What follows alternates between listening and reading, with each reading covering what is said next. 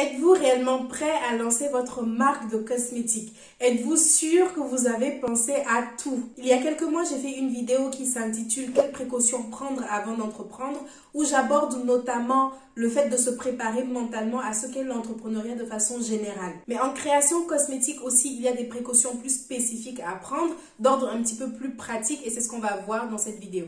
Salut, c'est Josiane, je suis entrepreneur, j'ai créé Iwalewa, la marque de cosmétiques Made in Africa. Ici, je partage mon parcours afin de bâtir une communauté où nous pourrons évoluer tous ensemble en productivité, self-esteem et business. J'ai une bonne nouvelle pour tous ceux qui ont raté ma masterclass du 24 avril sur comment créer sa marque de cosmétiques. J'ai filmé une sorte de résumé qui reprend l'essentiel de ce qu'il faut savoir pour lancer sa marque en toute conformité avec la réglementation européenne et surtout quelles étapes suivre dans l'ordre. C'est le même format et ce sont les mêmes diapositives que j'ai utilisées pendant la masterclass, juste ça va droit à l'essentiel, donc c'est beaucoup plus court et digeste. Je vous invite à y accéder gratuitement en barre de description. Première précaution à prendre quand on veut créer sa marque de cosmétiques, construire sa base de premiers clients. La plupart des porteurs de projets commettent l'erreur de se concentrer uniquement sur la création de leurs produits pendant plusieurs mois et ensuite seulement vont considérer partir à la recherche d'acheteurs. Mais en fait, les deux sont à faire en parallèle. Ça veut dire que si par exemple vous travaillez actuellement avec un laboratoire et que votre produit doit sortir dans 9 mois, vous devez déjà maintenant commencer à communiquer votre offre. Avant même de mettre votre produit officiellement sur le marché, vous devez déjà savoir à qui vous allez le vendre. Savoir à qui vous allez le vendre, j'entends par là évidemment que vous avez fait une étude de marché, mais j'entends également que vous avez déjà concrètement cette base de personnes qui correspondent à vos cibles. Et ce, justement parce que vous avez déjà commencé à communiquer sur les réseaux sociaux depuis plusieurs mois, ou alors vous avez déjà des idées de collaboration, j'en sais rien, mais en tout cas, il faut absolument qu'avant de lancer votre offre sur le marché, vous ayez déjà construit une base de futurs clients. C'est pas le jour J que vous allez arriver la bouche en cœur et que vous allez dire ça y est, voilà mon produit, achetez-le. Non, pour qu'il y ait achat, il faut qu'il y ait confiance. Pour qu'il y ait confiance, il faut qu'on vous connaisse et qu'on vous ait fréquenté déjà pendant un temps. Donc, cherchez à initier et à entretenir une relation avec vos cibles au plus tôt. Si vous ne le faites pas, vous risquez de vivre un échec commercial lors de votre lancement.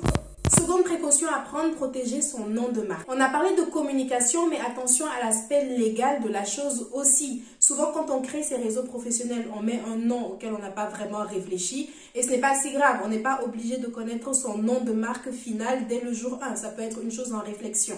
Par contre, attention à votre nom provisoire. Si vous en utilisez un, il faut bien vérifier que ce ne soit pas pris. Et ça n'a pas forcément à être quelque chose de très élaboré dès le départ. Ça peut être composé de votre nom même. Imaginons, vous vous appelez Karine et vous faites des tutos make-up.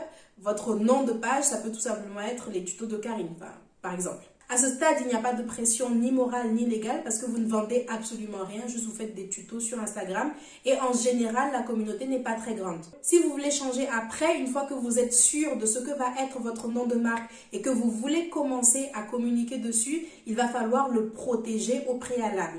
Toujours en ayant vérifié d'abord qu'il ne soit pas pris. Ça va vous permettre déjà, vous, de communiquer en toute légalité, mais surtout d'éviter qu'un jour quelqu'un vienne vendre ses produits dans un domaine proche du vôtre en utilisant votre nom en toute impunité. Ça vous évite également accessoirement qu'on vienne vous attaquer en justice, qu'on vous réclame de l'argent parce que vous vendez vos produits sous un nom de marque qui existe déjà dans le même domaine que le vôtre et que du coup, vous êtes la contrefaçon. Et ce scénario-là, il peut vous arriver même si vous êtes la personne qui avait commencé à utiliser ce nom-là en premier dans votre communication. Ce qui compte, c'est pas celui qui a commencé à parler d'une certaine chose en premier. Ce qui compte, c'est la personne qui l'a protégé en premier. Je vous prépare une vidéo sur comment protéger son nom de marque pour vous expliquer un petit peu plus en détail comment est-ce que ça fonctionne. Troisième précaution à prendre, construire son budget. J'ai insisté 1000 fois sur l'importance de construire un budget de façon rigoureuse quand on veut lancer sa marque de cosmétiques. Même si quand je vous rencontre, j'ai toujours l'impression que j'insiste pas assez, mais bref. Il faut faire attention simplement parce que ça escalade vite en cosmétique. Il y a énormément de coûts qui surviennent de nulle part, des choses auxquelles vous n'avez pas pensé et que vous ne penserez pas de sitôt, croyez-moi. Donc faites un maximum de recherche et prévoyez une marge de sécurité. Cette préparation financière est essentielle parce que c'est ce qui empêche beaucoup de personnes de se lancer au bout du compte. Parce que effectivement, faute de recherche suffisante, beaucoup sont pris au dépourvu, prennent peur et s'arrêtent en chemin.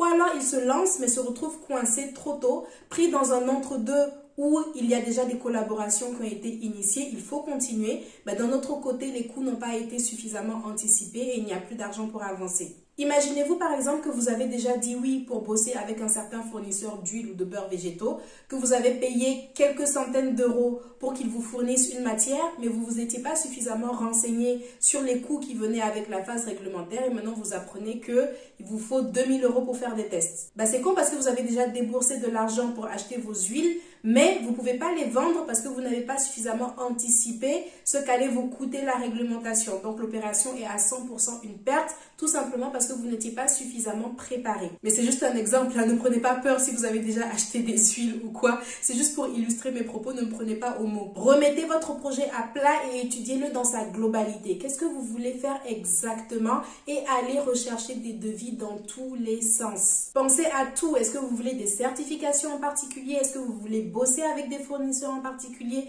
Tout ça va influencer votre budget. Quatrième précaution à prendre, la réglementation, évidemment. Est-ce que j'ai besoin de faire de grands discours ici? Renseignez-vous bien, faites attention. En 2022, vous ne pouvez pas venir dire que vous n'étiez pas au courant qu'il y avait en Europe une réglementation cosmétique. Vous ne pouvez pas juste faire ce que vous voulez ou contourner les règles parce qu'il y a déjà des lois à suivre. Donc toujours pareil, renseignez-vous bien à ce sujet, faites un maximum de recherches. Ici, j'ai toute une playlist qui peut vous y aider. C'est la fin de cette vidéo, je vous remercie d'avoir regardé, j'espère qu'elle vous sera utile. Abonnez-vous pour ne pas manquer d'autres contenus de ce type. Je poste tous les mercredis et les dimanches, alors à dans quelques jours. Ciao!